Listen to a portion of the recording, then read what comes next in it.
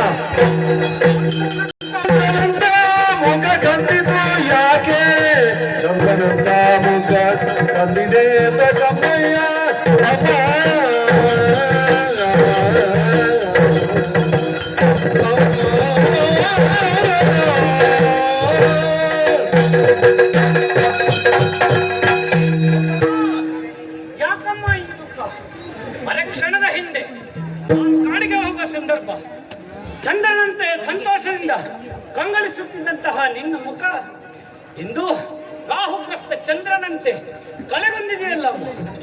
ಕಣ್ಣಿನಲ್ಲಿ ಧಾರಾಕಾರವಾಗಿ ನೀರು ಸುರಿಯುತ್ತಾ ಇದೆ. ನಿನ್ನ ಚಿಂತೆಗೆ ಕಾರಣವೇನೆಂದು ಹೇಳಮ್ಮ. ಈ ನಿನ್ನ ಮಗನಲ್ಲಿ ನಿನ್ನ ದುಃಖವನ್ನು ಹೇಳು, ಕ್ಷಣಾರ್ಧದಲ್ಲಿ ಅದನ್ನು ಪರಿಹರಿಸಿ ಬರುತ್ತೇನೆ.